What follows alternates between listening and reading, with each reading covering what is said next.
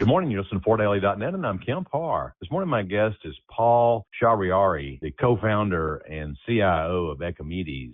Paul, how you doing? Wonderful. Thanks for having me. I want to talk to you about this Flooring Sustainability Summit. We'll get back to that in just a minute, July. First, though, let's talk a little bit about your background. About the time I bought Floor Focus, you were working on Eco Scorecard and had kind of a focus in the flooring business. You have expanded that. Tell us a little bit about Ecomedes, what it is now. So Ecomedes is a culmination of all my work in the industry, both as a consultant 25 years ago and then also as a technologist with tools like Eco Scorecard. What we wanted to do is bring the data together to help the buyers find all the best products that met the performance needs that they were looking for, including sustainability, and then also help the manufacturers that have done such a great job of updating their products, the ingredients, all the things that relate to sustainability and durability and performance, and be able to present that data in a coherent way as this ever-evolving world of sustainable project parameters kind of evolves. So we just make it easy for the buyer to find the right products and obviously make it easy for the manufacturers to present all the performance data that they need to help those data-driven decisions. So being able to sort by sustainable attributes is part of what you do. You work with people who make products, and you've created a database so people like A&D or end users or even commercial contractors can sort based on different criteria and find the right product. Is that right? Yeah, that's right. We sort on the data, but then we actually do the actual work. So 15 years ago, we weren't talking about AI very much, but basically what Ecomedes is a consultant that was baked into the process that helped you find the right data, then analyze that data against whatever standards you're applying it to, LEED, WELL, Common Material Framework, the AIA Material Pledge, and then actually do the final bit, which is the actual documentation that says this flooring schedule and all the different products you've chosen across many different types of flooring all align with whatever your project is trying to go to, because projects try to get analyzed across all the ingredients included. Flooring is just a subset of that, but furniture and wallboard and paint. So it's a very difficult process. It's not hard in its individual elements, but it's very hard over the course of maybe 100 different product decisions. So we automate all of that, and it's free for the A&D to use. And these third-party certification companies like Mindful Materials and Living Future and all that, I mean, that's a part of what you do too, right? Yeah, we automate all those project parameters and make it easy to kind of analyze the product against those kind of compliance frameworks. Okay. We were just in Chicago 2 weeks ago together. It used to be called NeoCon. Now it's called Chicago Design Week. Talk about that experience. Yeah, so it used to all be in the Mart and in one building, and painful going up all those stairs and those elevators, but now it's spread across the city to the Fulton Market area. We have some clients that are over there. We have obviously some clients that are still in the Mart, and it just makes for a little bit more brisk of a walk, in the middle of the day. So it's a little more challenging, I think, to navigate the spot and try to be everywhere that our clients are. Well, a lot of times we support their efforts, their showrooms, their pop-ups. So it just gives me a lot more steps on my Apple Watch. It's 1.1 miles apart. So do you carve out one day for one area and one day for another? Do you go back and forth? Tell us how you work it.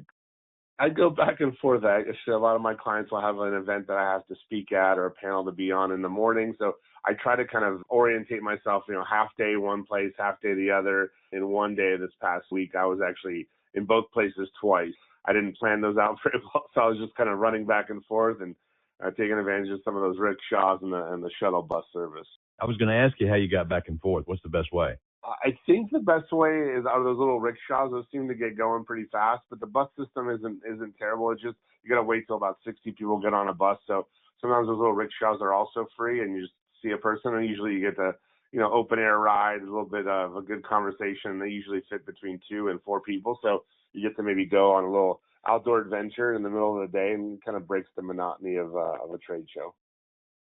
I'll tell you a little secret. There's a lift bike rack with e-bikes on it right there on the west side of the Mart. Ann and I just jumped on those, and we were over there in just a minute. So that's how we did it. Nice.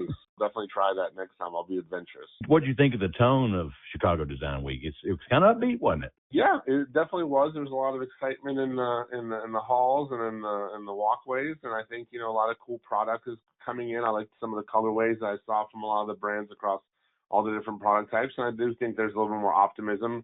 I think we're going to figure out what we're going to do with a lot of those buildings that have been maybe not filled up to their commercial office potential, and now they're going to be reimagined as other project types. I think that makes it very exciting, especially for flooring, because a lot of those office buildings were just kind of monotone and single product. I think if you break those up into a residential or hospitality, you'll probably have a lot more textures being added into those spaces. I think that might be very good for the flooring industry long term. All right, so let's talk about this Flooring Sustainability Summit. It's in Washington, D.C. on July the 15th and 16th. Last year, you did the pre-meeting talk, and I know you're always involved. Talk about what you get out of that and what you're doing there. Yeah, I've always gone to trade shows in this industry. Any gathering where we can get more than one industry type or more than one manufacturer and one user type into a room is great. The Flooring Sustainability Summit has been, I think, really tremendous. It kind of gathers up people across resilient and carpet and hard surfaces. All those kind of folks get together. Some of them are our clients at a trade association level. So obviously we love seeing all those members in one place.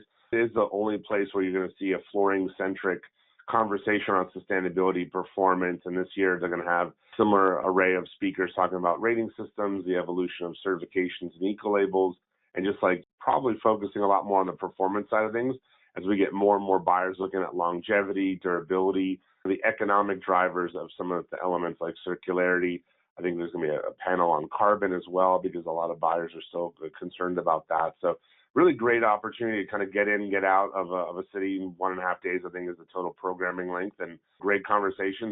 It's kind of like drinking from a fire hose. It goes pretty quickly. You're serving on a panel this year, right? Yes, talking about data and carbon and specifics. So very excited to be part of that panel and kind of bring in some information about data management and then how do you present the data to the customers and what's the real driver behind the growth in that space. Because a lot of cities, jurisdictions, even countries are getting more and more concerned about having some of that data as part of the performance story. It's not the only part, but it's certainly becoming a more important part of that discussion. Well, as you can imagine, this meeting does attract the sustainably minded flooring suppliers. And the goal, and according to Bill Greasy, who's the MC for the event, is to bring more and more A&D. And they've got Cheryl Durst talking. So he's excited to have more designer participation this year. I think with Cheryl's addition, they're really trying to push and make sure these younger designers that are more digital native, they have the data at their fingertips. Many of them want to make data-driven decisions, and you have to have systems in place and methodologies to let these younger designers use the technology that they've had in their hands since they were born to make quicker decisions, more effective decisions, and hopefully better decisions long term. Paul, I just want to ask you one last thing. We just finished our July issue, and I noticed that the Bentley Mills ad in our magazine has your brand on it. Tell us about that. Yeah, we partnered with them late last year and really enjoyed the partnership, getting their brand activated on Ecomedes, and got a chance to even participate in their national sales meeting before NeoCon a couple months prior to getting together in Chicago. So they're a really excited brand. They've been in California and have some really interesting things that I didn't know until we started diving into their project. Really excited to be launching that throughout all their channels this year. Paul, what are you going to do for the 250th birthday? Actually, my wife and I live in Florida, and the backyard of our house is on a canal and on kind of a tributary river, and then it goes out to where Sanibel Captiva is. And there's fireworks that just blow off right in their backyard, a couple miles away, but you can kind of see them. We can just sit in our backyard and get out a chair, cook out some hot dogs and hamburgers, and watch all the festivities without all the commotion. Are you going to light any of your own fuses? I try not to do that. I let the professionals do that. Kind of like I hope that people trust me to do the environmental data. I trust people that know how to do fireworks to do the beautiful visuals. And I really love the celebration. So we're very excited about this year's 250th. All right, Paul. Well, it's good to spend time with you. Look forward to being with you physically in Washington in the middle of July. Yeah. Again, been talking to Paul Shahriari, the co-founder and CIO of Ecomedes. And you've been listening to Kemp Harr and FloorDaily.net.